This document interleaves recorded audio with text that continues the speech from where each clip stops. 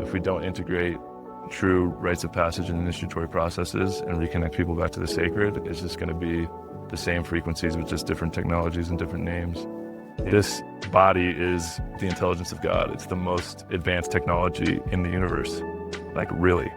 Like, we are the pinnacle of creation. This experience of life is that God rewards those courageous enough to follow their heart. My own desire to go through that death portal. And my intention during that trip was really to grieve the loss of my parents. Not physically, they're both still alive, but the part of me, the younger part of me that needed them to be something that they were not. I needed to let that projection of what I needed them to be, let that aspect die so that I could actually see them for who they are and accept them and love them. You can only know who you are in relation to what you are not. And so when you find gratitude for the shadow, when you find gratitude for the fear, when you find gratitude for the resistance, that's the thing that's taking you on the path of remembering who you are. Trusting that everything that God's moving through me in every moment. I'm just trying to find my way back home, man. Home to the heart, you know what I'm saying? That's right. Welcome to the Ascension podcast. I'm your host, Tyler Drake, and you will not believe who I have sitting next to me today. The one, the only Joseph Hawley, the man, the myth, the legend himself. We're out here on his property known as The Haven, a beautiful sanctuary. Would you like to tell us a little bit about The Haven, maybe a little bit about yourself? Man, if we take a few breaths first and then drop in, float down. Let's do it. All right. Let's, just start to listen.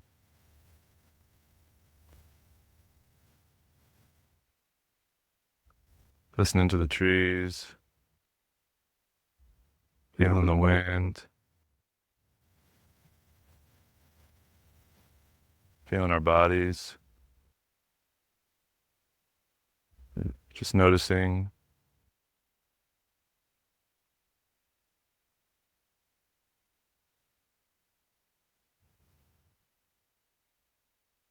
and then just bringing our awareness to our breath.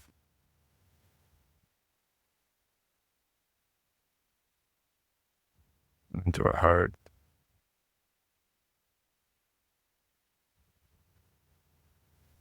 Just feeling gratitude for this moment, for this opportunity. Just connecting with all the people that will tune into this podcast, just feeling their hearts, connected to our hearts.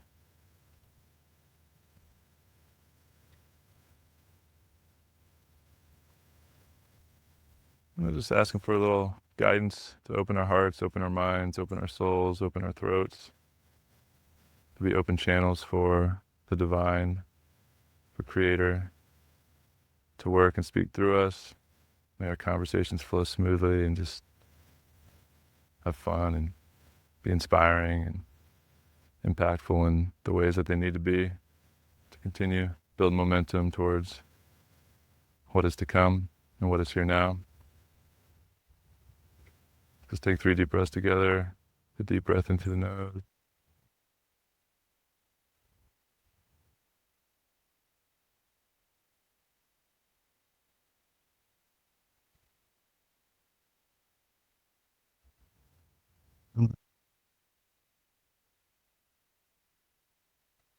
Relax.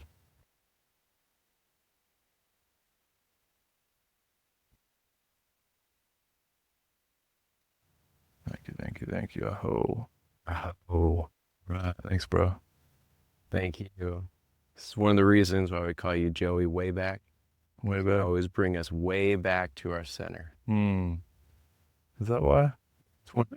So I'm just trying to find my way back home, man. Home to the heart, you know what I'm saying? That's right. Yeah, bro, thanks for coming out, man. Really grateful for you. What a journey we've been on. And since you've been here last, welcome into my new home. Outdoor living. That's right. This is what we do. We're in the meditation garden right now, overlooking the lake and many journeys back there on the other side. Oh, yeah. Threshold experiences. Yeah. Yeah, I took a group out. It was a couple months ago. And this property is really special.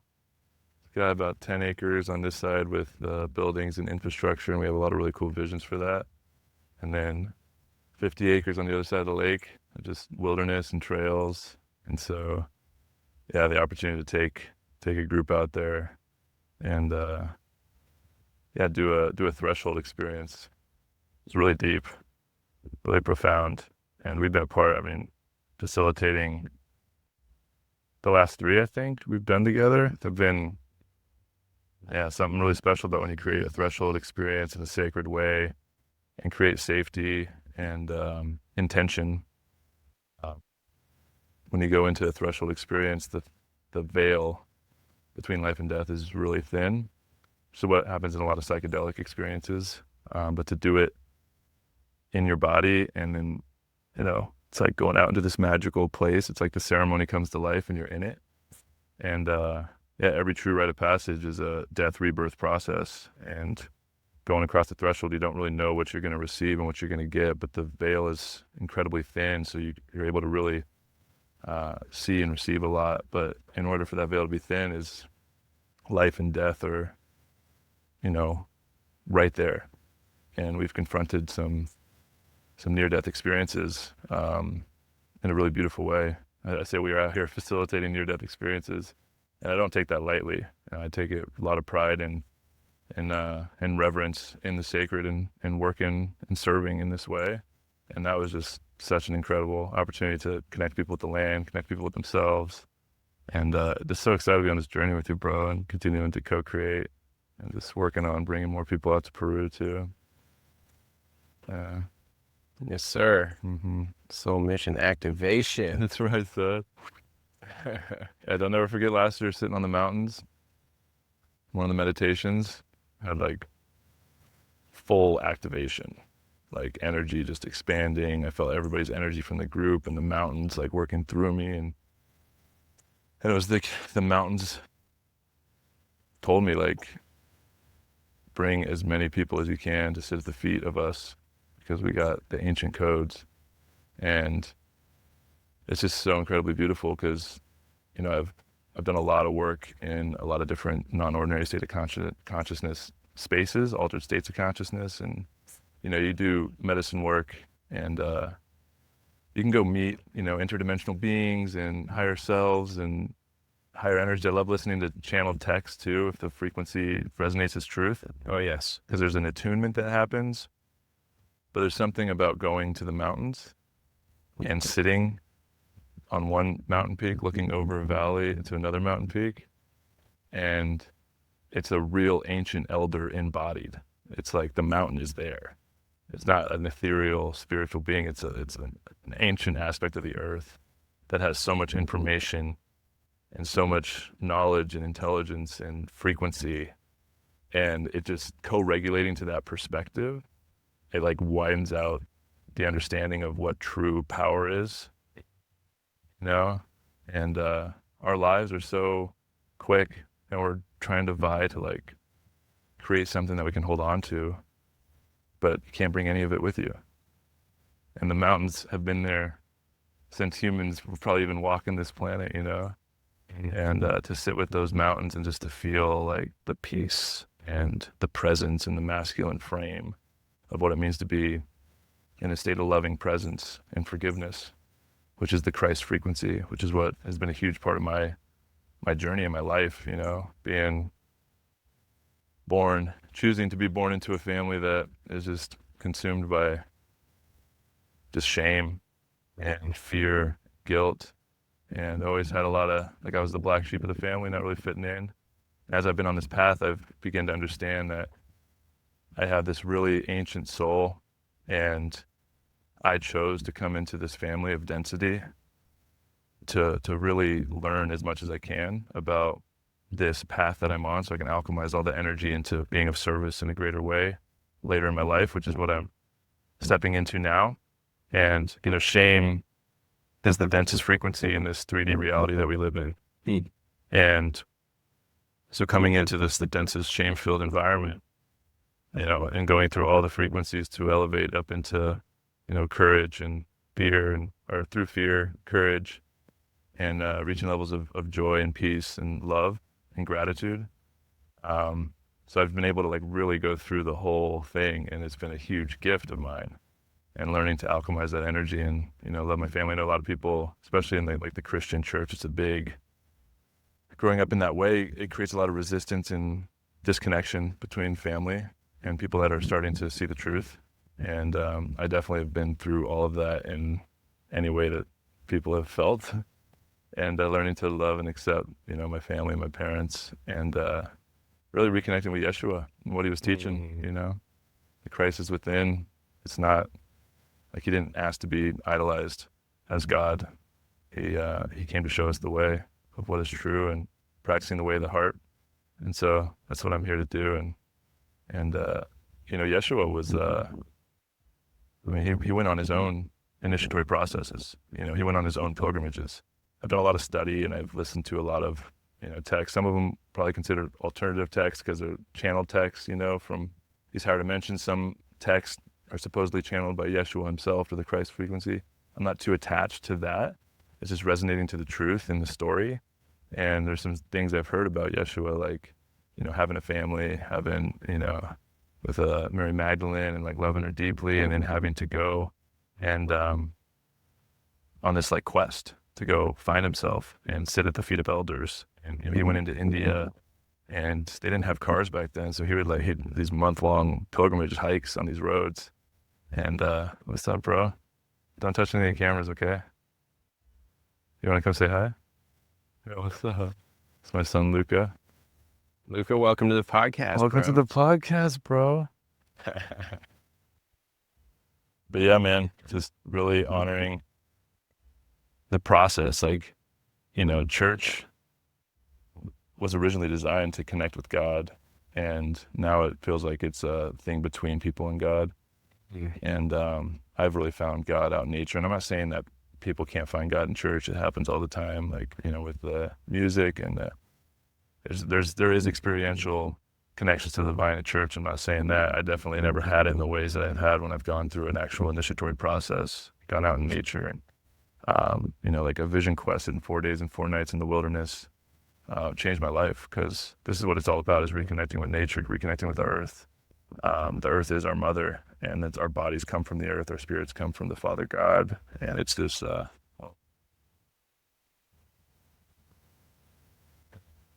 you want to stick around? Remember what I told you? What'd I tell you?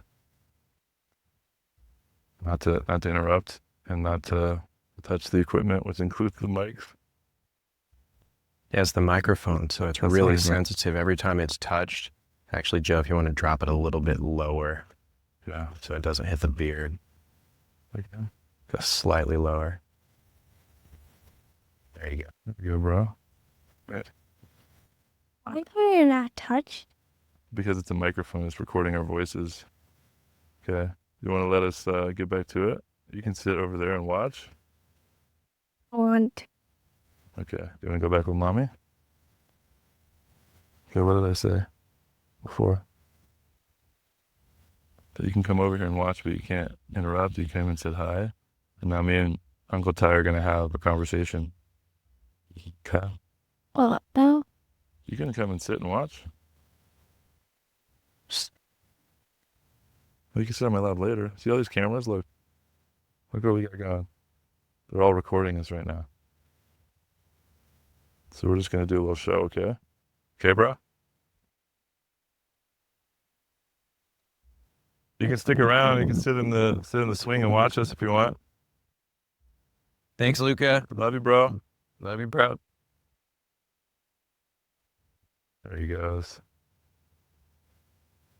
Yeah. So This- shout out to Yeshua, the OG revolutionary. That's right. That's right. That's right. And this is exactly it. When your son shows up, it's like, what kind of treatment? Mm. Am I pushing away? No, this is a podcast right now. Don't come on. We have this thing, which is the way that you were defining the church. Mm-hmm. Now, oftentimes coming in the way, not for everybody, but for some. And so to integrate and welcome Luca to come and then teach a lesson around the microphones, for example, and that we have all of this going on. So we have deep presence when the listener on the other side. Excellent fathering. Thanks, bro. nothing could prepare you for fatherhood. It's been the ultimate initiation. And I wasn't planning on having kids when these two beautiful souls came. And it brought me to my knees in a lot of ways, and confronted with a really deep fears of responsibility, my patterns of wanting to run away when the responsibility gets too heavy. And it's so much easier to do life alone in my van, traveling a couple of years. And they came in and taught me so much. I realized how much time I had before I had kids. So if you don't have kids out there and you're like worried about enough time to create, like, just enjoy it. Kids are next level. And they're just beautiful mirrors, and we're landing the plane, getting out here, just really trying to do life in a new way for them, really, and really trying to think about, instead of service to self, how do I serve the world to create a better environment for my children to grow up in? And we live in a time now where everything is inverted, everything's coming to the surface, like the education system, the health system, the political system, like just our culture is all inverted. And, in order to create real safety as a man, I need to pour myself into the mission, which is creating a new operating system for us to build a more regenerative and harmonious future. And if we're not doing that, then I don't know what we're focused on. We're really just focused on trying to make money, and which is, part of the whole thing, being survival. Gone through that as well. I made a lot of money playing football. Made $13 million. Paid half of that to the government. So I think I paid my fair share of taxes, like $6 million or something to government taxes. And then just going on a journey over the last few years of like really making some bad financial choices and from one dimension. I remember telling myself, like, I really wanted to learn as much as I can, as fast as I can. And a lot of that money, or a lot of those lessons cost some money, and went through some cash flow issues. I've basically been like really crunched into this like my deep scarcity wounds. And it's been a really beautiful journey to confront those and to realize that money is not a representation of abundance. It's just a representation of energy. And in this process, I've really gone in to deeply study the monetary system and how we got where we're at. And that's at the foundation of all of our issues, is the very frequency that we use to exchange value and energy is based on debt, which is based a frequency of scarcity, of lack. And so we always wonder why we're feeling like we're slaves to this like energy, that like, why is our energy feeling like it's always siphoned off and we're always working, never really getting ahead? That's by design. The whole system is designed literally to siphon off your energy from a future timeline. And all that energy is being siphoned off by the system itself. You can say they or the elites or whatever's happening up top, whoever made the system. I think it's us who created the system for us to have an opportunity to really evolve out of it and to remember who we are. And so we're living during this really incredible opportunity to reimagine what is possible. And we have all these technologies and everything that we have access to, and people waking up. But at the foundation of any new system, I believe, is initiatory processes and rites of passage. You talk about one of my mentors, James Frazier. He's just an incredibly wise man. And when I was going through my awakening process, I was just really kind of upset, starting to see all these truths, like, dang, what the fuck's going on? The world's so messed up, and like all these things, all these angles, all these different, and I'm just like talking to James, and I'm like, what is it? And he had a very simple answer. He pointed all the way back to the reason we're at where we're at in the world is because we don't have proper initiatory processes embedded in the foundation of our culture. And all these indigenous cultures from all over the world throughout time, we can say they're primitive or they're savages or whatever like label we put on them being before us in this like false paradigm of evolutionary biology, that we came from this linear path of evolution, because everything is cyclical in nature. And to know that we lost my thought there. Initiatory, rite of passage. All these indigenous cultures have, we might think that they're not as advanced, but, technologically, maybe not, but the technology of spirit and the sacred, yes, way more advanced and way more connected to the earth. And the throughout culture, throughout time, all over the world have had, initiatory processes specifically for boys into men. And what that is a death rebirth process, dying of the death of childhood psychology and being able to step into what it means to be a man of the tribe and to serve something greater than the self. And because we don't have that, we have leaders on a global stage who have psychologically and spiritually underdeveloped and immature psychology.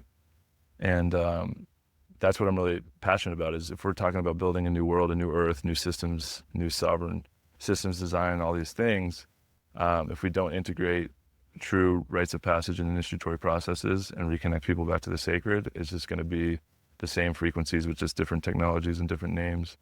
And so that's one thing, is the initiatory processes. And the other thing I know is how do we shift the incentive structure? When the incentive is based on, capital in itself, everybody does everything for money. And money represents power and influence and impact. And so we built a culture. If I'm somebody that has a good heart, and I've gone through this myself, and I know a lot of my friends have as well, as like, in order for me to have an impact or be of service, I need to first get something. So we have a culture that's based on forgetting as opposed to forgiving. And this all connects back to Yeshua, Yeshua is, that's what he came. He came to plant the seed of forgiveness. And, I was taught when I was younger that he came to forgive us of our sins. And what sins represent in the olden language is debt. And so Yeshua actually came to forgive us our debts. Because there's this idea that we owe something to the Creator, to God, for existing. So there's this primordial debt theory. There's like, why did we sacrifice back in the day when we were, sacrificing animals, even humans, like different cultures? Because there's this innate built into our souls, this like our psyches, our egos, that there's some primordial debt that needs to be repaid. In order for us to have life, something has to have died for there to be balance. And so Yeshua came in as this archetypal representation of divinity and God, and saying, no, you guys are forgiven. Like, God loves you, created you, create in his image to create as he creates.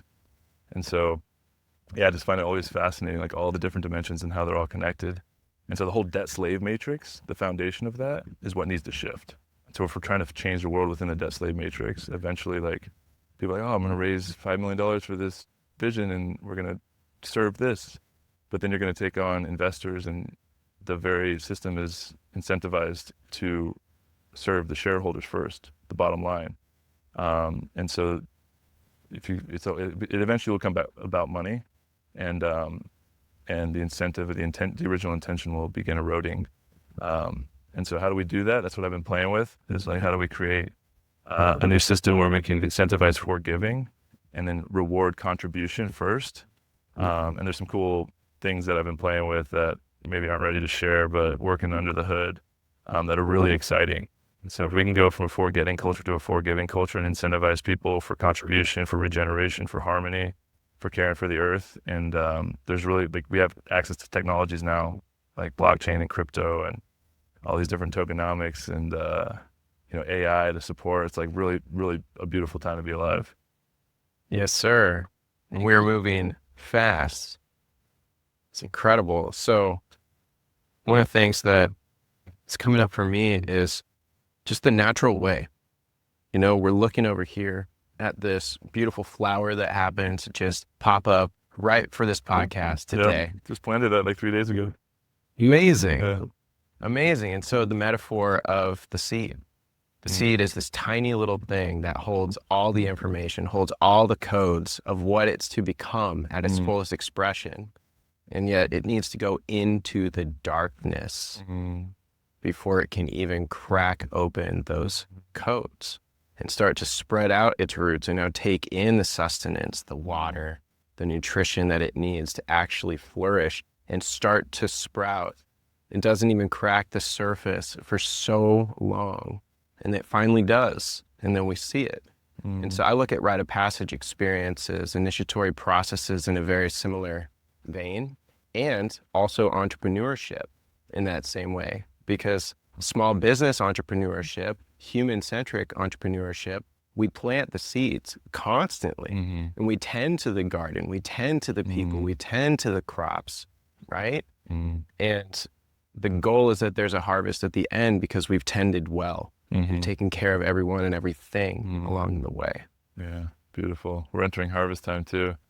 There's a lot that's being harvested. I know in my life, like, been planting a lot of seeds for years, and it's been really challenging. I've put everything into this, you know, and to hold the vision and have faith and trust. And I feel like I'm really like coming to an end of a cycle. And there's this expansion. You're feeling it too. I think a lot of people are feeling it, where we've been brought to our knees in a lot of ways because the old paradigm is dying and crumbling, and that's within ourselves. So the world outside is just a representation of what's happening internally. And so, which is a death of the childish frequency. The childish, I need this, come save me. yeah. That kind of frequency is disappearing. And what are we gaining? Sovereignty. Coming back to our own hearts and how we can connect together in our unique abilities, our unique flavors, to actually come and weave these epic, beautiful tapestries together. Oh, you want to talk about sovereignty, Sam? Yeah, let's grow. Oh, man. Yeah. Yeah, there's been a big movement towards sovereignty, you know.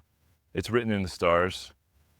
You know, when I look at Yeshua and what he represented, what he actually he came 2,000 years ago for this time now to plant seeds.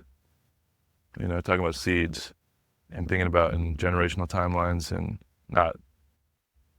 maybe not seeing the outcome or the results of the seeds that you plant. You know, planting this food forest back here, it's not going to produce fruit for 5 to 7 years. And, but the energy of that and cultivating it, it's actually teaching me to slow down, you know, and this world's speeding up and it's going fast. It's like, how can we slow down? And it's been really good for me to slow down and think in cycles and think in the energies of the stars and the planets and even just the cycles of the seasons, and the big cycles as well. And yeah, where was I going with the Yeshua? Sovereignty. Sovereignty. Yeah, slowing down, a different way of living. Part of that is escaping the debt matrix paradigm. Yeah. You know, with this property, for example, you made the investment, so you own it outright. And that's a huge piece to this equation of the calm that happens, because a lot of the frenetic busyness, I remember a quote, I'm not sure who to attribute it to, but it's that most sin, which is to miss the mark or to be in debt, is because of a mortgage. And somebody just feeling like, well, I need to do what's right for my family, not realizing it's not about just the nuclear family, but that we're all actually one interconnected being on this planet who happen to be living through this unique experience and vantage point.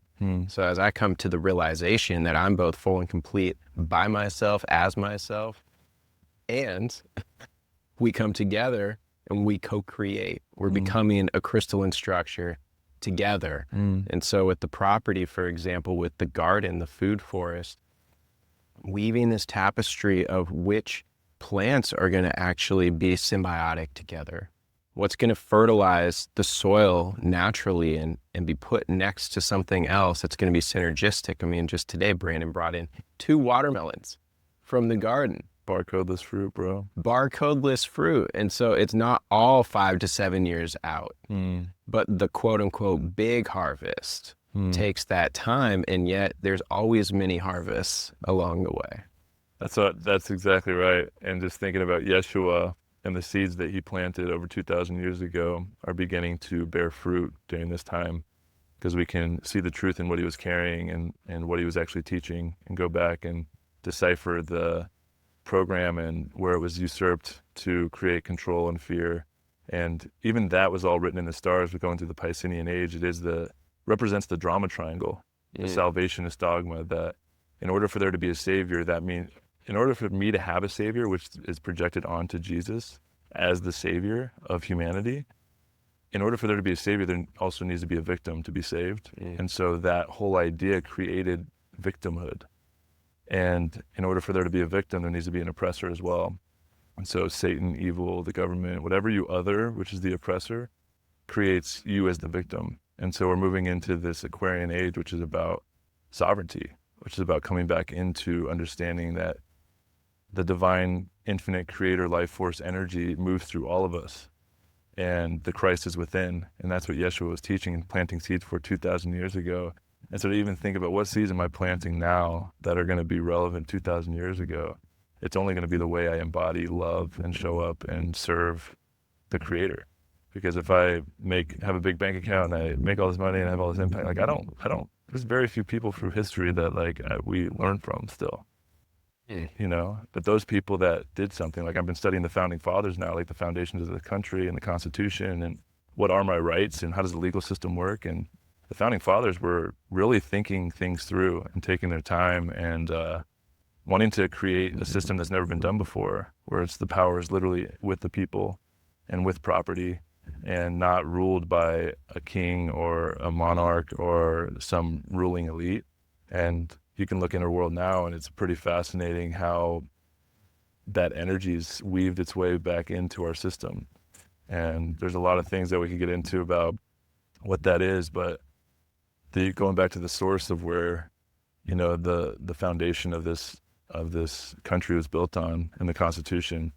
And one of the main things I know in my life and, you know, what I see is this ignorance and indoctrination. And, you know, I think the three most important things we should have learned in school are emotional intelligence, financial literacy, and knowing our rights and what the Constitution is. And we weren't taught any of those three. There was like a history class around the Constitution, but it wasn't like, yo, this is the most important thing that you need to know. And knowing what your rights are. And there's a maxim in law that I really love that I say a lot is those who don't know their rights have none. And I'm accessing a level of somatic freedom in my system that I didn't even know was possible, because there's an undercurrent of fear and this false authority paradigm that the authority is outside of you and that the government has authority over you. They're public servants. And, you know, it's really fascinating to start really seeing the system. And what I'm really passionate about is getting people back into sovereignty in order to create a new system, a new sovereign communities, community living, food sovereignty, all these things. We need to have individuals who are sovereign within themselves, you know, working on a community living project. You know, our vision is to have 35 families, individuals out here, like 50 to 60 people. And the biggest threat to community living is unprocessed, unintegrated shadow. And so if people don't do that work, you know, for a community to really thrive and even a network at scale, everybody's got to be in their own sovereignty. If they're playing out victim triangle scenarios within the community, that's going to erode really quickly. And so there's a lot of different mechanisms to help put that in, but, you know, the initiatory process is going back to that, and the rites of passage are important. And then understanding, you know, I've come up with these 4 pillars of sovereignty, which I think are at the foundation of what it means to be truly sovereign and embodied. And if you think of it as a pyramid, the foundational layer is emotional sovereignty, which is somatic intelligence and self-regulation and co-regulation with your environment and noticing where you have distortions in your field. You know, before we started, I want to take some breaths because I felt like my energy was up here. So I want to just slow down and bring it back in and regulate myself. And not a lot of people have that skill set and those tools. And it's about taking responsibility for if I'm feeling anything in my body, that is mine.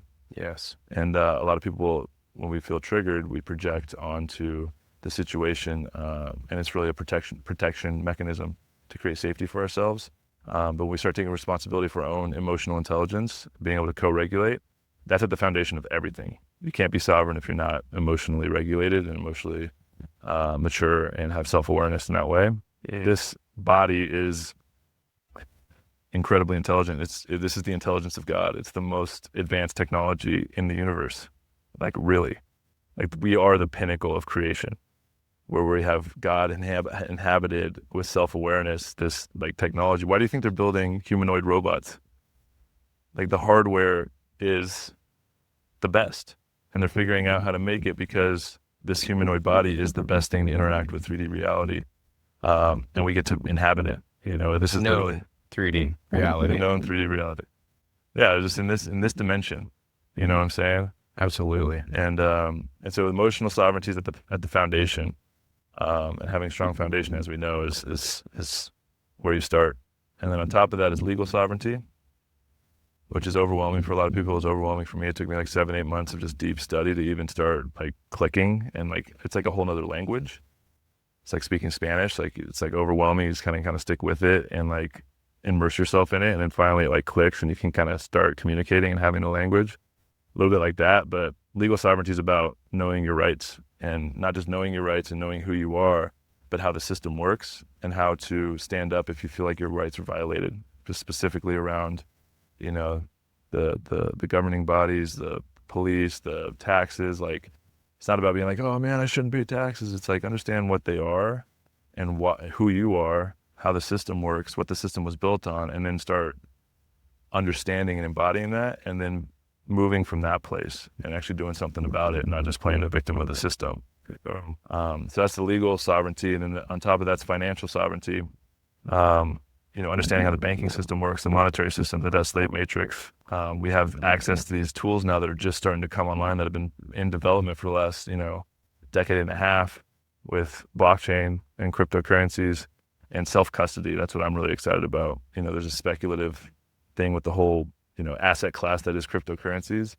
That doesn't interest me as much as the utility of self-custody, and me not having to use a trusted third-party banking system, which is all controlled by regulation and the current governing system.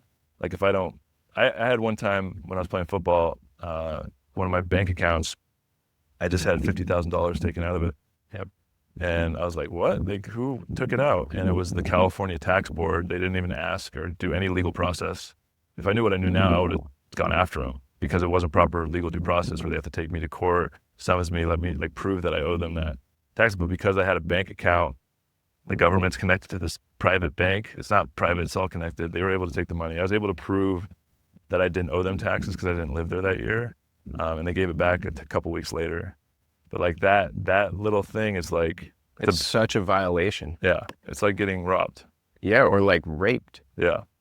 Yeah. Into my safe space. And so understanding that, it's like, how do I start opting out and operating in sovereignty in a really functional way? And self-custody is a huge tool, knowing that we can do peer-to-peer transactions. We can own our own wallets, own our own assets. Like, that is so profound. And once people start clicking, that's a huge piece to this whole sovereignty movement, and building new systems, is we need to start using these technologies where we can actually own our assets and not be under the guise and control of this false authority paradigm. It's actually the first time I believe that there's ever been a way of having full ownership of any value of assets without needing an intermediary. Mm-hmm. If this was gold, for example, and you were a wealthy king and this whole platform is full of gold, well, you need work to physically move that gold somewhere else. And so there's all these other bridges, whereas self-custody, I don't even have to have a wallet or anything. I can remember my keys right here, and I can send you resources, and you can send me resources back. It's amazing. It's incredible. That's where banks were started, was because of the gold was not super useful as a medium of an exchange, because you had to carry it around. It's heavy. You can't divide it right there. And then they started putting it in banks, and the banks were like, oh, we'll hold your gold. We'll issue this IOU for gold. And so the paper represented the amount of gold that you had in the bank. And obviously that's a lot easier to trace. That's a genius idea by humanity to create that. Then all of a sudden, where we're at now with all these derivatives and trading and bundling, and there's like all these investments, like all like, and it's not tied to anything. This fiat currency is literally the only way fiat currency system works. You know what it's based on? It's based on a belief that it works. It's based on the trust in the U.S. government.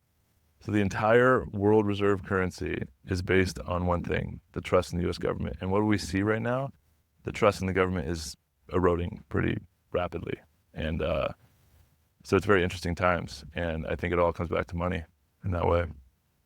So financial sovereignty is there. And then on the top, the pinnacle, the cap, is spiritual sovereignty, which is what we talked about a little bit, which is dissolving the salvationist dogma that the savior is outside yourself. And so any church that you go to that's pointing to something outside of your own heart, just starting to really see the truth of where are you putting your power, where are you giving your authority away. God implanted a seed in your own heart to remember the truth of who you are. And, on this path, one thing I'll share is I hear a lot of people, and I don't know what's going to happen. I don't know what's going on really. But what I do know for certain is that nobody's going to be left behind. There's not, in the church I grew up, there's this big series when I was younger called Left Behind series. Christian thing about the rapture. And books and movie about it, I think, too. And it's like the idea is that there's going to be this rapture and all the saved souls are going to go up into heaven and everybody else is going to be in darkness. And I just don't think that's going to be true. I think it's about forgiveness. And once we dissolve that otherness, we're all going to, we're all here. The ascended masters that chose to come into the planet at this time are here to make sure everybody gets back. Because we love humanity so much and we love the creator so much, we love the earth so much. This isn't about coming and just saving the select few or the chosen people. This is about holding that frequency and anchoring it in so high that everybody eventually, it's like I had a metaphor come through not too long ago. It's like if we're driving a car, right? Humanity's driving this car and all of a sudden we see this cliff coming up. And so we're driving on the cliff and some people are starting to be like, hey, there's a cliff up here. And everybody's starting to see the collective systemic non-regenerative, consumptive, extractive late capitalism model is it's not sustainable. And so that represents this cliff that we're going and people are starting to see it. And some people are like, we got to turn right. And I was like, no, we got to turn left. And so it represents this left and right ideology of no, turn left, turn right. And then there's those of us that are in the car and we're seeing the cliff and then we look up and we see the sun. And as we look in the sun, we see a higher perspective. And we see the sky, and we see what is possible. And so what do? We start looking around for tools to start building wings. And so instead of focusing on the problem and turning left or right, we just start building wings. And we don't have to go tell people hey, we got to start building wings and convince them to start building wings. We just start building wings. And then some people are going to look up and they're going to see the sun. And they're going to be like, holy shit. And they're going to be like, left, right, left, right. And they're going to look over and they're going to see a couple of us just hammering away. What are you guys doing? We're building wings, bro. Strapping on our wings. We're building wings. And then they just start helping. And the next thing you know, let's say we have 10%, 20% people building wings. And all of a sudden we hit that cliff and it's left, right, left, right. And all of a sudden we take off and we're soaring. And there's still people going left, right, left, right. But those of us that look down and realize we're flying, eventually those people are just going to be like, wait, where's the cliff? Oh shit, we're flying. And all of humanity is on that boat. Nobody got thrown off. Nobody's left on the cliff. We're all flying together. And that's what I believe. And until we dissolve that otherness and there's someone doing this to us and we don't start taking responsibility, and that's a deep journey because it's a self journey of where am I playing the victim within myself to my own stories and my own life and my own relationships. And once you start dissolving those, you start being okay, well, the system's fucked up. It's okay, well, where am I playing the victim of the system? Am I going to do something about it? And so that's what I'm pouring myself into is I don't know if any of this is going to work. The whole world might be destroyed, but I'm going to pour my energy into doing something about it. And I know that's right. Rites of passage, initiatory processes, reimagining currency exchange, building community, having food sovereignty, and bringing people together who are in alignment to access this higher dimension and be able to bring that in and then start integrating that into entire system. I mean, humanity is freaking ingenious, dude.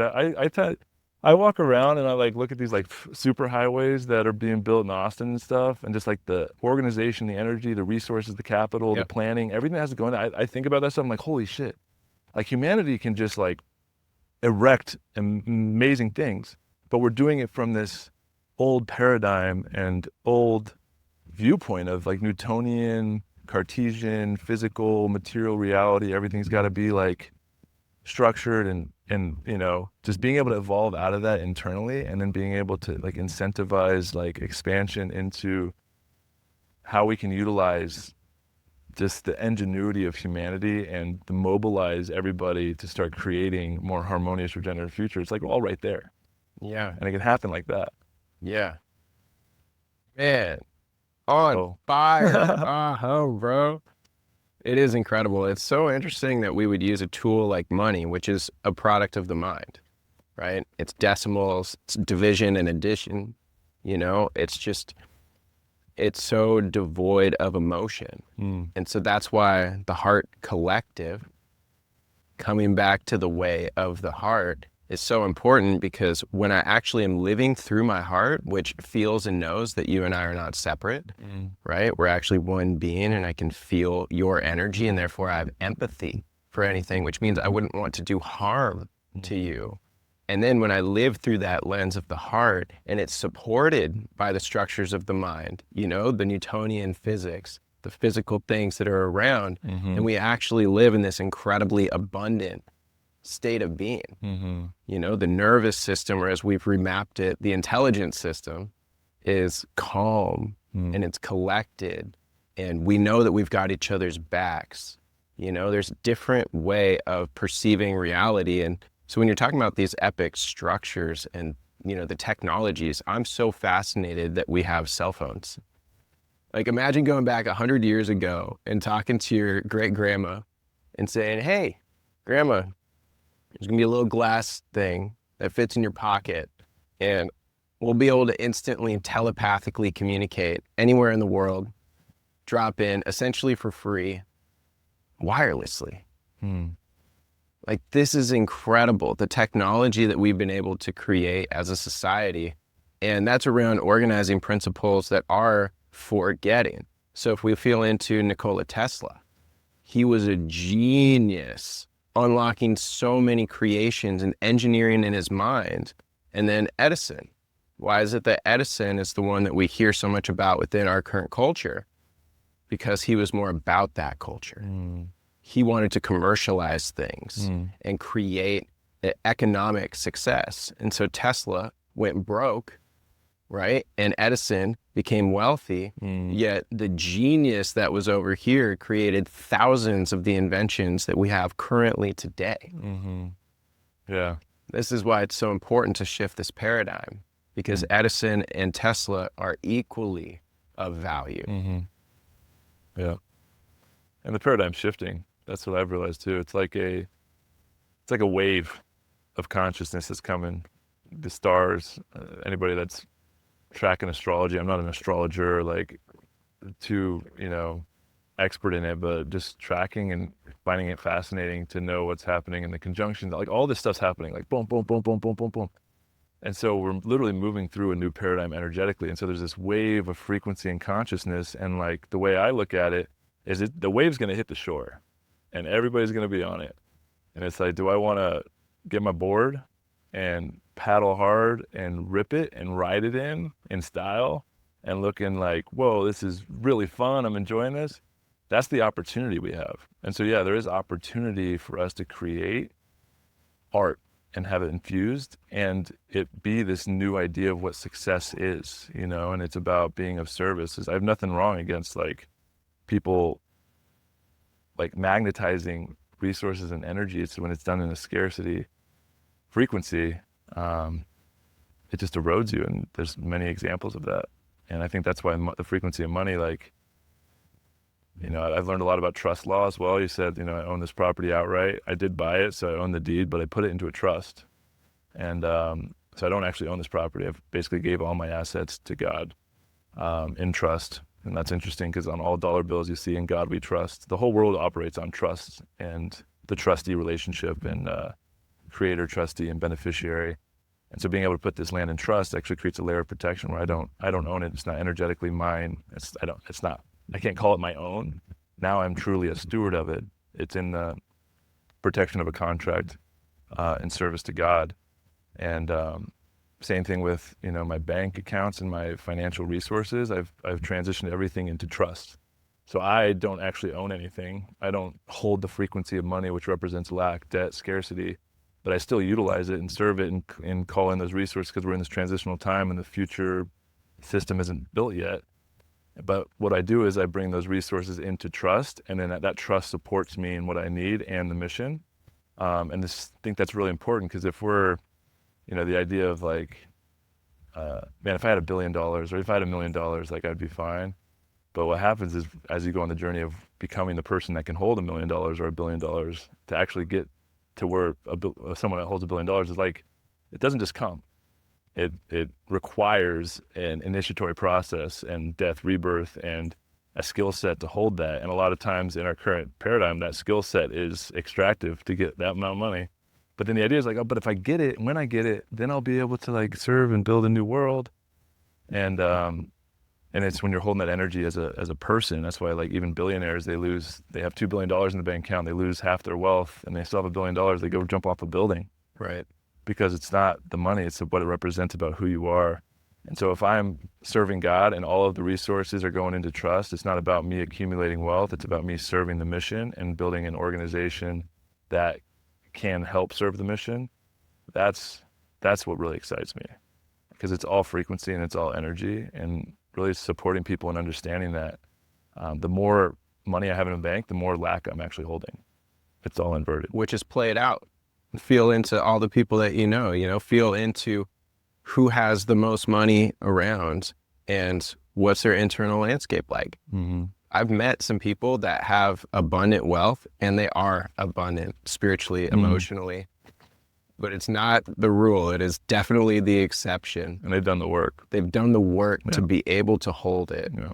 Yes, because that accumulative mindset is constantly just, how can I get? Mm-hmm. How can I take? How can I earn? Mm-hmm. And it brings me back to, was it Napoleon Dynamite? Yeah. I was like, you're about to kill Napoleon Dynamite. It's going to get good. Yeah, it was Napoleon Hill or it was Dale Carnegie, but it talked about Andrew Carnegie. His model was spend the first third of your life learning as much as possible. The second third, earning as much as possible. And the last third, giving as much as possible.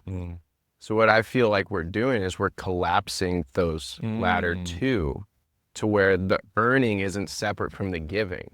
It's all in equilibrium at all times. How do I be generative so I have abundance, energy within myself so that I can pour and I can actually contribute towards the projects and the people that I believe in, and keep things sovereign so there's no debt.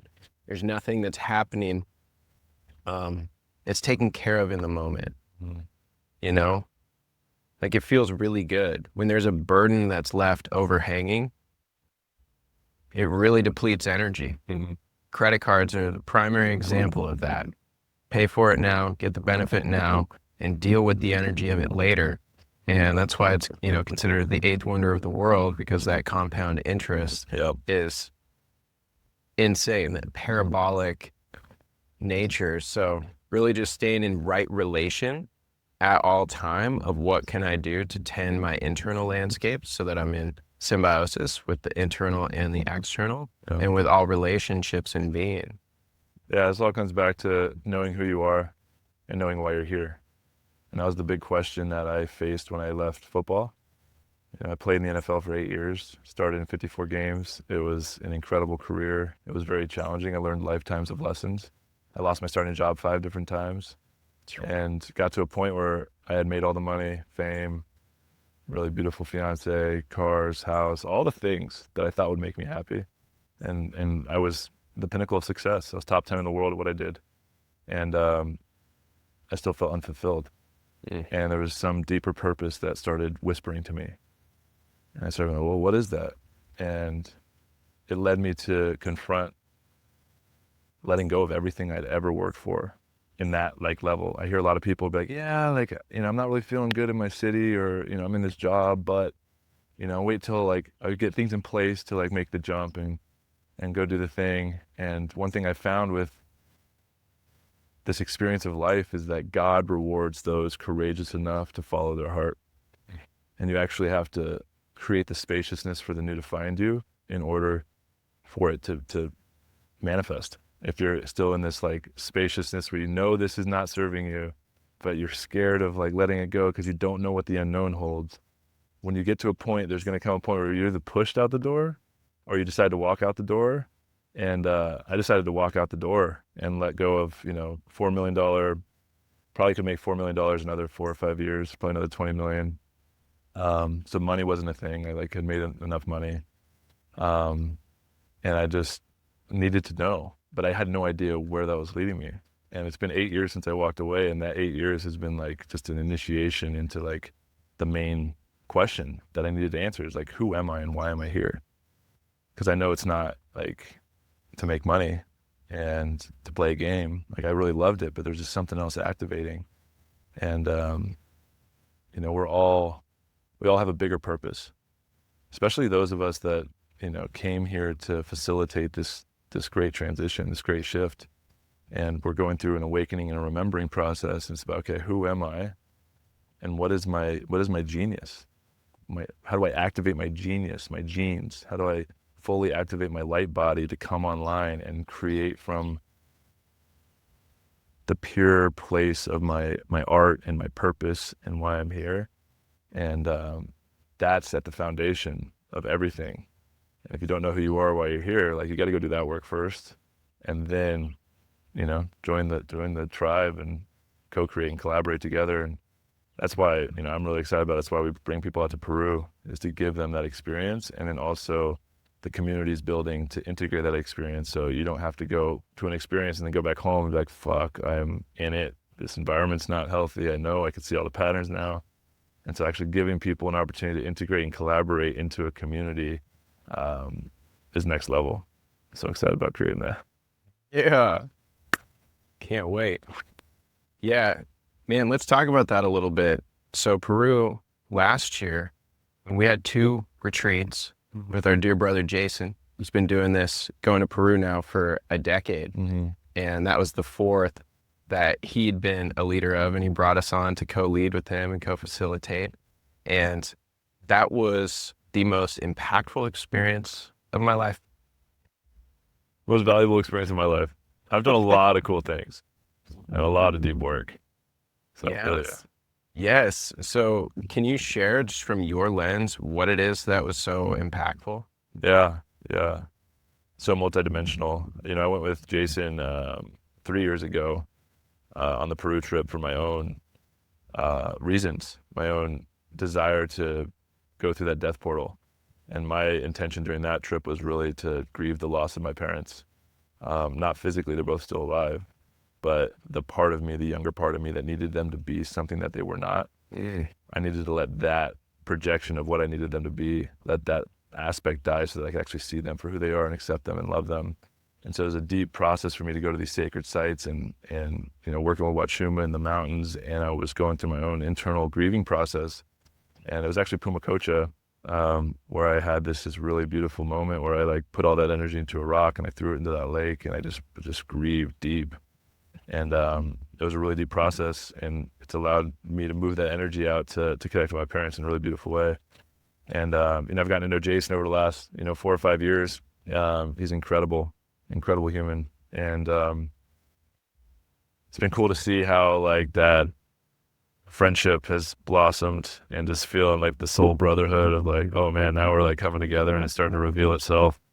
And so yeah, he invited us to come out and in more of a leadership role, and it's what I love doing. And it's just incredibly magical to bring 2 groups out there and to hold space for the magic and the power of presence and the perspective that the mountains offer, and the way that medicine opens you up to feel and to remember who you are. I kept saying throughout the experience last year, like, this is the most valuable experience on the planet. And I truly believe that. And we're continuing to refine it and make it even more magical. We added a 3rd retreat this year. So we have 3 groups going this year, 3 groups of 15. And it's going to be incredibly special. And, you know, the intention that I'm most excited about is how do we leverage the powerful humans and souls who are ready to be of service and to activate their soul's missions.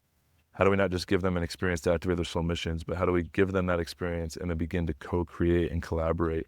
Because community is the currency of the future, but community with the shared purpose is what changes the world. And so there's a lot of people trying to find community, joining community. I'm a part of many different communities, but the communities that do hard things together, and then the communities that build together and co-create together, those are the ones that really form the bonds And so how do we create an organizational structure that can scale of initiated men and women come together and are actually beginning to co-create a new paradigm within the organization and anchoring that frequency and welcoming more people in. And so that's a slow build and building it slow in those time cycles. And so I'm really excited about who's going to be called in this year. I know really epic humans in my life that I've been circling and connecting with. I'm like, if you want to collaborate really, and you want to co-create and you want to build and you want to partner, whatever you want to do internally, I'm co-creating with a lot of people right now. But really, if you want to co-create, you've got to come to Peru, or you got to come to sit in sacred space in some way before we can do it. Because I want to see your soul. I want to see your heart. I want to see your shadow. I want to see how you show up when things get hard.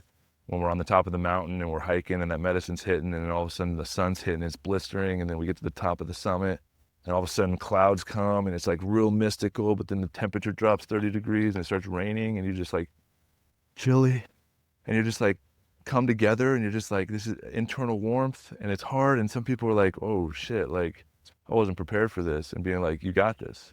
We all got this. Like, we got to keep moving forward.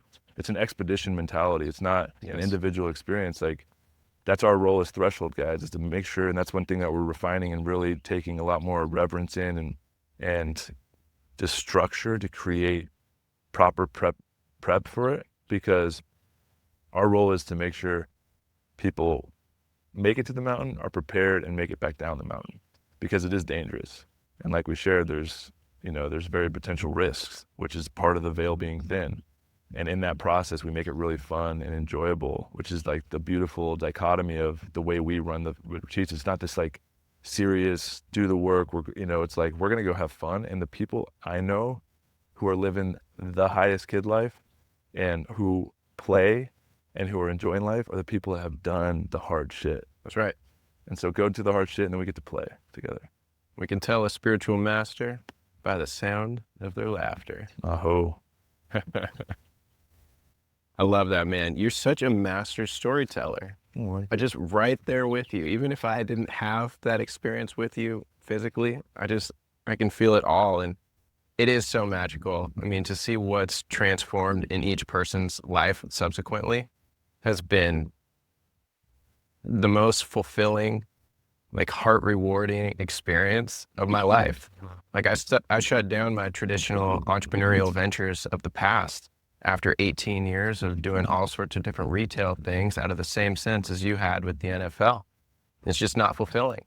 Sure, I can do something and I can move these things around and make a profit. What?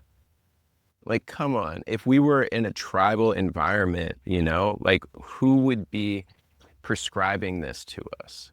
It's so foreign to our natural way. We want to just take care of each other. We want to play together. We want to cook together. We want to eat together.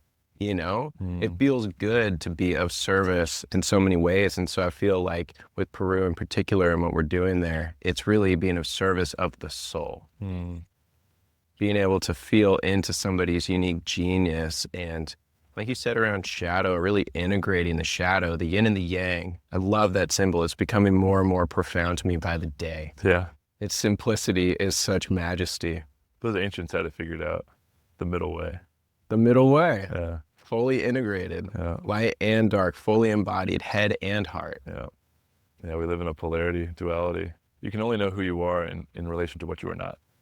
And so when you find gratitude for the shadow, when you find gratitude for the fear, when you find gratitude for the resistance, that's the thing that's taking you on the path of remembering who you are.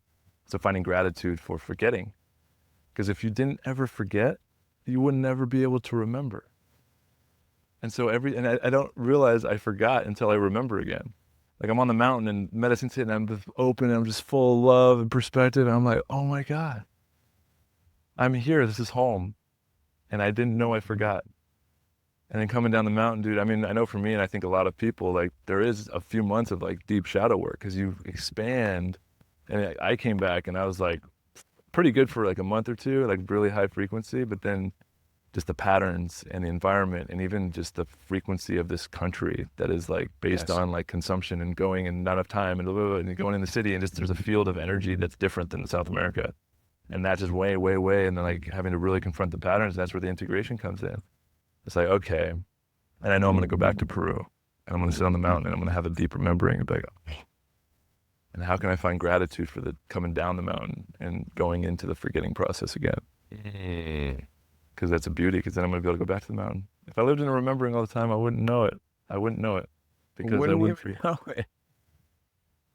It is so wild, you know, in the spirit realm where there is no time and space, there's no linear progression, there's no jokes. Spirit, all of our ancestors are laughing through us. They get to feel that energy of being, you know, with us in this dual nature here. And wow, when I was at Pumacocha as well, I fell in love with my daughter's mom in a way that I'd never been able to prior. And you want to talk about forgiveness, like that was the quintessential forgiveness for me, where the contentious relationship that we had, it could not resolve until I resolved. And I fell back into tears, and I was laughing and I was crying, and I'm like, of course I chose, this is who Tula chose. Like, we're all coming together for a reason. This is the kind of game that I wanted to play. And so I fell back in love with her as a spirit, as a person, as a being, not as like my partner, but as a person. And that just, it's the biggest gift that I've received personally in this journey of Dark Night of the Soul, and being able to go down the mountain, learn the lessons, and come out on the other side. Yeah, really proud of you, bro. Thank you. So deep. Same thing I'm moving through, man, with Sarah, you know, going through a divorce and still co-parenting and collaborating and co-creating a community together has been the biggest initiation of my life. And, you know, how do we, I think we have, you know, a distorted version of what love is. And, you know, being able to access that deeper love when that romantic love isn't there, and understanding we're here to teach each other something and our souls, and we're in relation. So how do we make our relationship the highest timeline for us? And that requires us to really alchemize our own shadows and fears and shames and distortions and traumas. And I'm really grateful to be on this path with Sarah, you know, and like we've alchemized so much energy together.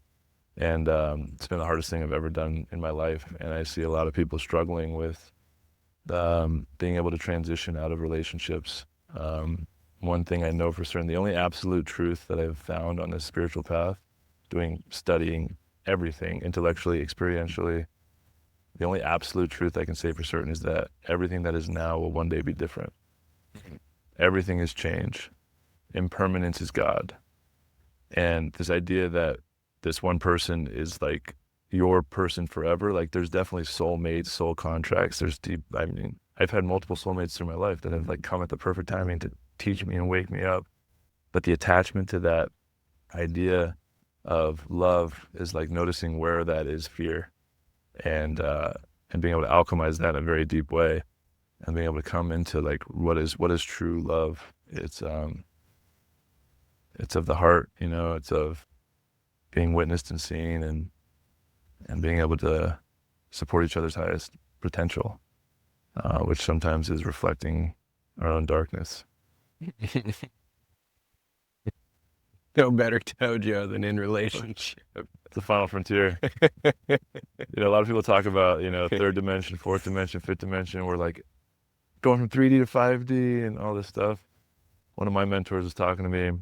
He's like, you know, the 3 dimensions is height, width, breadth, creates the reality that we live in.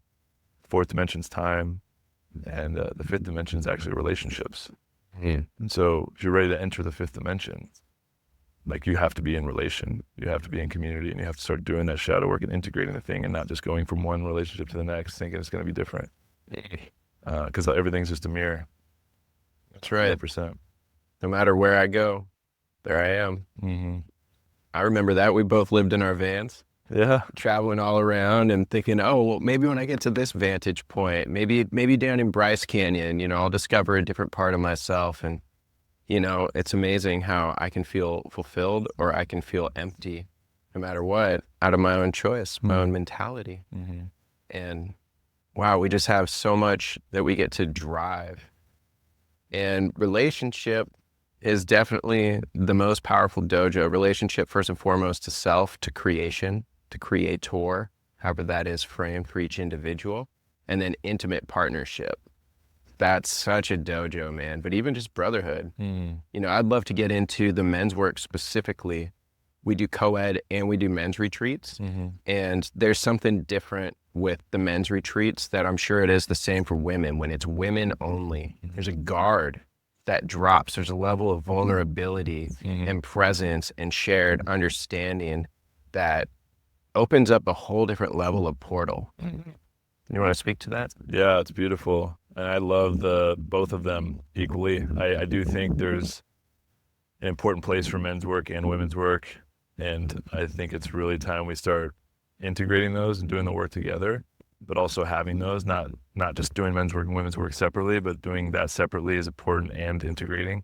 So I'm really excited about doing both of those types of experiences. The way I see it, you know, is men, we're carrying the responsibility, providership, the masculine frame, the container for our families, for our communities, for our roles in work, whatever it is, like we're holding so much.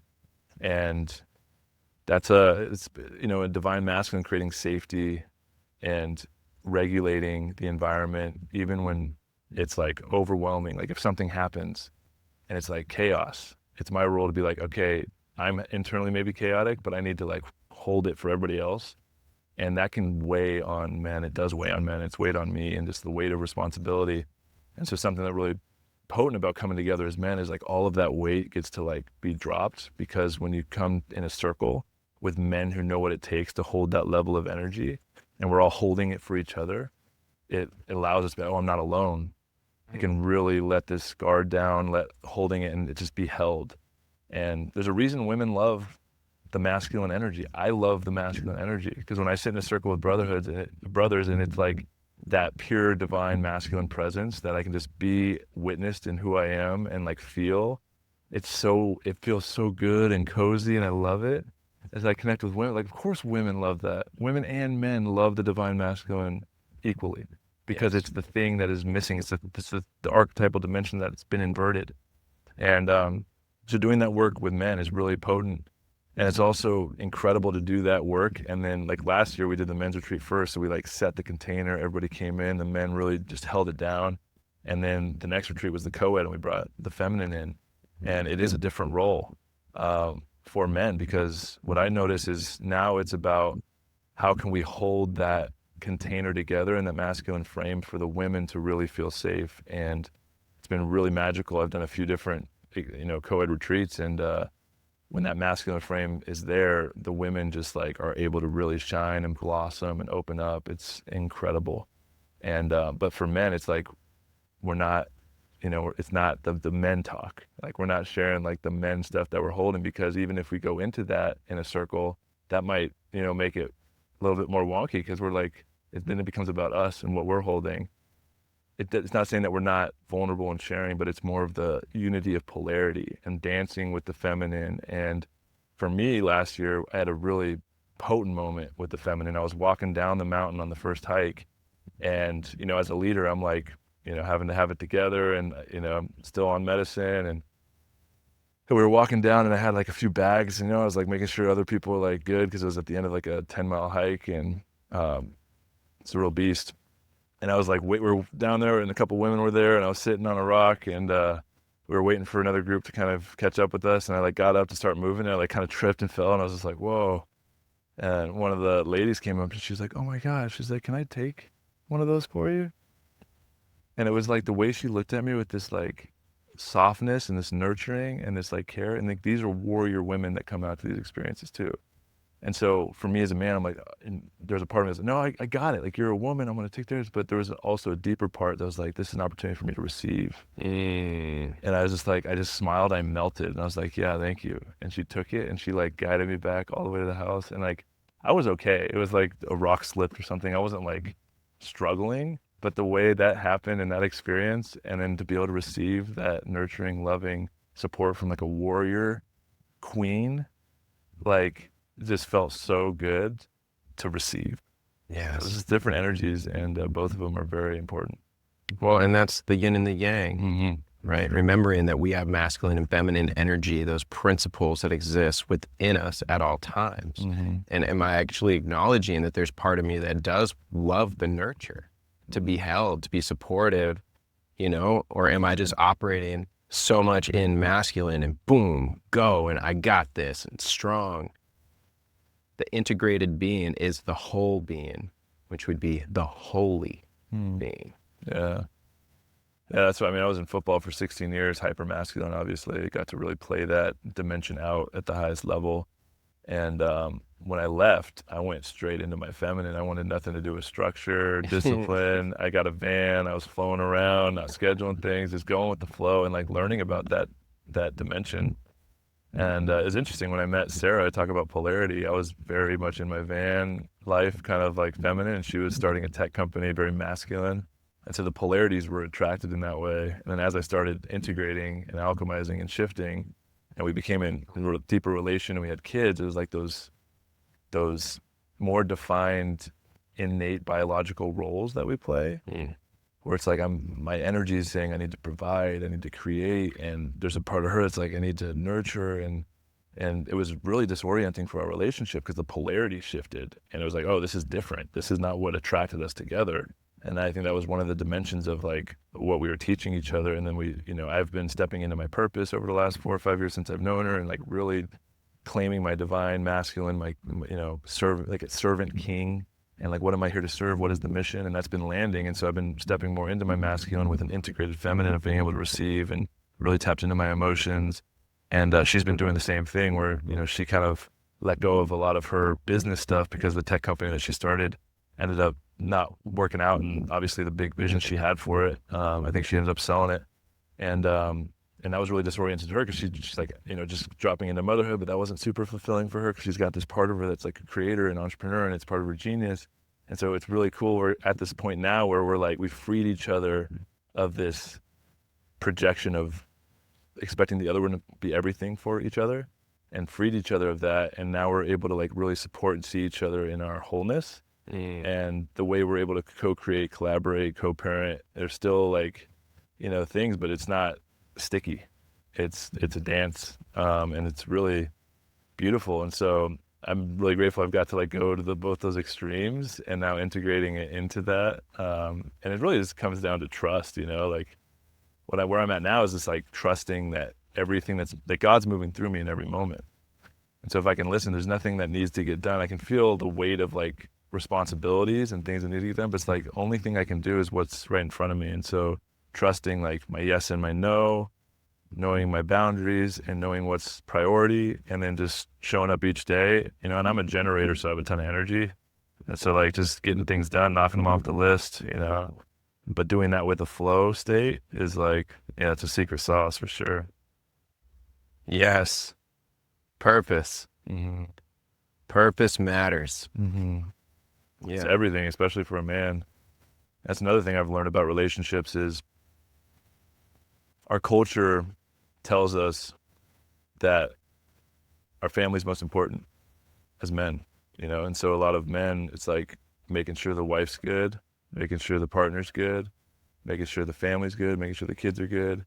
But when that becomes your focus over your purpose, you're going to be unsatisfied, you're going to be unhappy, you're going to build resentment, and your woman, oddly enough, is going to lose respect for you. And your kids are going to probably start acting out because the best way you trying to raise your kids into something that you think you want them to be, or are you going and living your purpose and having them witness you do that? Yes. And so one of the big things that shifted the polarity really big in my relationship with Sarah and the kids and just my life is really claiming my purpose. And like this purpose, the kingdom is above all else, because if I let the kingdom fall because something's happened in the home, then that's just the burden of what it means to be a leader and to really claim that kingdom. And I know that might sound to people like, oh yeah, but you got to make sure your kids are, like, I'm not saying my kids aren't fine and not really supporting Sarah, but when there's moments when, Sarah's like, with the kids and she's struggling, she asks me to do something, and if I'm in the flow and I have space, like I'm going to go do it. But then if it's like, hey, I got to go to this thing because it's really important, and I know it's asking a lot of you to hold it down, and like, how can I show up and build support around you because this is something I have to do, and claiming that, that's when a woman really falls into safety and falls into respect, even though she might initially be like, yeah, it's going to be so hard. I can't believe you're leaving us. Like, you know, those types of things. And that's happened to me, but holding the line, it's like shifted where Sarah actually respects me more and she trusts me more, and it's all an energetic thing. And so finding that purpose and serving that purpose is vitally important in my kids, and everything I'm doing is to create a better environment for them. But also, you know, the balance of not getting lost in, but the purpose, and me speaking from my own perspective, forgetting why I'm doing it, which, you know, as a father is like being present with my kids. So where's the balance of like, I'm leaving all the time to go to Peru to serve my purpose, and where am I spending time with my kids and being present with them? And it's all about balance with that. And we all are on our own journey with that. And I notice within myself where that balance is and where that line is. And that's a internal journey. And I think we can all tap into that. That's why it always comes back into listening to our souls and ourselves and how we're feeling about things. But for me, it was really a lot of guilt, like, and it comes from my mother wound of me going and choosing myself or choosing my purpose over making sure that everything is good here and I can't leave this because it's so hard. And then if I'm doing that because I feel guilty, then that's what erodes the safety and the trust. And when I can choose to serve from a place of like, okay, I'm going to show up here and serve without guilt, then it's a lot cleaner. So that's been a big journey for me. Guilt and resentment are debt. Tell me more. Yeah, the energy of it. If I'm resenting something, I'm feeling like there's not enough coming in from your side, so you're indebted to me. I'm resenting that energy of you. And so when we're in right relation with each other, which is really being authentically on purpose, letting the soul flow through, then I know if it's full and complete, what I'm receiving and what I'm giving. And we talk about it if it's not. That's that dance that you were mentioning with the community and these rite of passage experiences. It's so important because we have to see how somebody actually responds under states of extremely high discomfort. Totally. Learn a lot about somebody in those states. Yeah. Learn a lot about yourself too. Bingo. So just noticing the subtle energy and relationship, just if I'm starting to feel resentment towards somebody, where is it that I'm not being courageous enough to speak what it is that needs to be spoken or listen to what needs to be heard? Yeah. Easier said than done. That's the real battleground right there. Because resentment's a tricky one. It's like always underneath the surface, underneath the current. Like it's deep. It's in the shadow. It's in the shadow. It's in the unconscious. That's where forgiveness comes in. And claiming who you are, you know, and knowing who you are. And, you know, I'm starting to really feel too this purpose thing, like, you know, those of us that are really starting to see what's going on and waking up, and we're all on the same mission, you know. I heard this story one time. It was really cool. These guys came, and it was a really synchronistic moment. These guys came and gave this presentation at my friend's place that I had just started meeting. How it kind of happens in Austin. There's like really good community, and you kind of just go with the flow.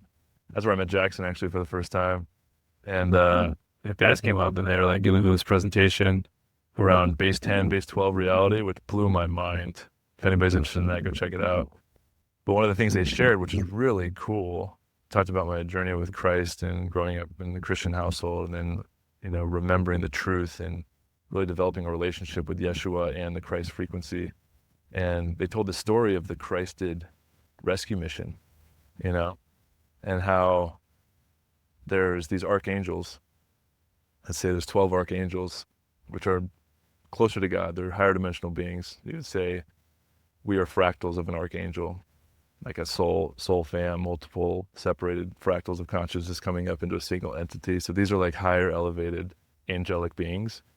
And, you know, they're creating as God gave them free will to create. So they're creating all these different experiences into infinity. And one of the archangels came up and was like, hey, I want to I have this idea. I want to play a game, and it's obviously all with the intention of serving the Godhead, serving Creator, because God just wants to experience. And this archangel is like, I want to play a game of separation. I want to play a game of amnesia. I want to forget my connection to God. I want to forget who I am so that I can remember, because I believe that this game that I'm envisioning is actually going to give more experience to the Godhead at a faster pace and quicker lessons and quicker experiences. And sat in council for, in our probably time frame, like millennia, but there's no time up there, obviously. And debating that in the sense of like divisiveness, but talking through the potential risks of such a game. And some of the archangels were like, we don't think you should do it, but we love you and you have free will and we'll support you, whatever you decide. And after much conversation, the archangel decided to play the game. And so started putting some of his fractaled intelligence into this game of separation. And as that happened, he needed to send more of his energy into the game because it was getting a little bit lost. Like the fractals, let's say, of humanity were becoming so forgetful that needed to send in more higher ascended master type beings, let's say like Yeshua or Buddha, these like Christed frequency beings, to come hold the grid so that they can hold a little bit of remembering so it doesn't go totally off the grid. And it got to a point where this archangel, after 50% of his energy goes into this game of separation, he doesn't have enough energy to get himself out. And so he got sucked in and fell. And this is the myth of the fall that's in the Genesis story of the Garden of Eden, and Adam and Eve eating the tree of the knowledge of good and evil and decided to play separation. Is the great fall. And so this archangel experienced this fall, disconnection from God, severed its connection from the Creator. And in that process, these other archangels, because they love this angel so much, because it is them and they are it, decided to send in, support.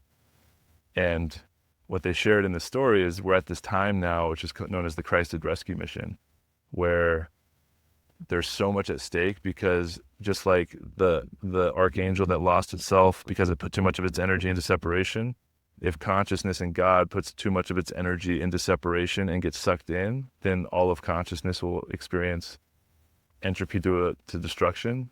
And because that's the risk and that's what's at stake, every aspect of God and creation in all dimensions, even if it's just a fractional little bit of their awareness, is turning towards the earth right now. Wow. And we're all here as a part of those other archangels and those other souls from all these different planetary systems, all these other dimensions, coming into bodies to make sure that we don't fail. And hearing that gave me such, and I'm feeling it right now, gave me such a relief of there's so much at stake, yes, but there's so much at stake that we can't fail. And knowing that we have support from all these different dimensions, from all times and all places, all supporting us, there's no failure is not going to happen. And really connecting with that and knowing and many of us probably who are watching this are here on that Christed rescue mission. And what we're here to do is to birth a Christ within ourselves and embody the highest frequency of loving presence that we can in this body, and shine bright and come together and start really anchoring in that frequency and bringing in and channeling in and awakening that archangel back into its divinity and remembering who it is, which is all of us, and returning back to the Godhead so that we can continue to create. That was a good one. That was a good one. Wow. Well, where can the listener get a hold of you? All the projects? Oh man. Yeah, so I have a course that's free. It's called Sovereignty of the Soul. Everything I've learned about sovereignty to really paint the picture of what I see as the whole system, like understanding the monetary system, the legal system, emotional intelligence, and then what's going on spiritually. It's a 21-day free email course that you can sign up. I'll put a link for you to share. And then, a lot of things. We got Peru we're about to roll out. Very limited spots there. So there's an application process. If that's something that interests any of you, we'll get that out to you as well. We have Haven Community Village, which is the 72-acre community living project that we're here at now. We're building a membership for that with both digital membership, and we're doing some food delivery stuff with some farm partners for local Austinites, which is really exciting. Excellent. So if that's something that interests you, we'll have links for that. The website's getting developed. And then I'm really passionate about, really building a movement around this Christ frequency, and really going back and picking up the torch that Yeshua lit, and going through all the past 2,000 years of all the distortions and just going straight to the source and be like, what was Yeshua teaching? And picking that up and carrying it forward. And so started a church called Center for the New Christian Movement. We got a website called cncmovement.org, where you can learn more about what we're doing and working on and launching. And that's, really holding all the projects, because we're all on the same mission. We're all here to embody the Christ frequency. And I know that comes with a lot of religious trauma and distortions. I know because I've alchemized them within myself and understand the truth. And Jesus is not the Christ. Jesus was a Christ, and he embodied the Christ. There's many ascended masters that have been on this planet that maybe not as famous as Yeshua. But we're all here serving the same thing, which is loving presence. And there's, like Jay says, there's 88,000 ways up the mountain. And even if the words are limiting in themselves, like the Christ frequency comes with so much baggage, but it's not, you can call it the monad, the Melchizedek, the higher self, the infinite source intelligence that lives within our DNA, like whatever you want to call it. We're serving the activation of our highest potential in human form, and being able to really create a ecosystem that is based on those principles. And so there's a lot of really cool things we're working on, and it's just getting started, and there's so much I can share about the organizations and structures and the future ideas that we have around creating a new ecosystem, monetary exchange system, integrating some of these technologies. But really at the foundation of where we're starting, which is what we talked about earlier, is the initiatory processes. In order for people to live here on this community, like, they need to have gone through the proper initiatory processes and education to really know themselves and to really support and contribute to the community in a meaningful way. And so how do we scale that to bigger than just a little community village that's 30 to 50 people? How do we bring millions of people into that frequency and scale belonging? That's really what I'm here to do, is scale belonging with everything that we do. And in order to really feel like you belong, I'll share a little bit about this. It's really cool. That whole Christed rescue mission where the archangel decided to play a game of separation, what he was actually doing was rejecting God. He needed to reject God in order to be separate from him. And so the core wound that all of us feel on the foundation is rejection. And we feel like we're rejected by God. We feel like our biggest fear is being rejected by community, being rejected by our partner. And when that rejection wound gets up, it's like we just want to, however we protect against that, that's the main trigger. And talk about the law of polarity, everything has its opposite. Like fear and courage are the same frequency, just differences in degree. And how do I know this is because you can't have one without the other. Yep. Courage would not exist if fear didn't exist. And so courage is fear, just a higher dimension experience of it, because fear gives us an opportunity to experience courage. And I believe that's the same thing with what was I sharing there? Fear and courage, and the opposite poles with the Hermetic principles. Oh, man.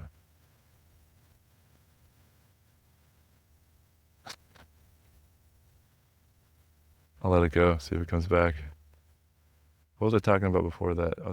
Center for the New Christian Movement, coming back to the heart, the frequency of Yeshua, the source material, ascended masters all over, and really becoming rejection and belonging. There it is. Thank you. So just like fear and courage with the same frequency, just differences in degree. What did I just share? Rejection and belonging. Rejection and belonging are the same frequencies, just differences in degree. And so if we cultivate the frequency of belonging, that will dissolve the frequency of rejection, and we'll actually be able to rescue the collective consciousness that has felt rejected, but it's because we've rejected ourselves. I'd offer a little different word than rescue.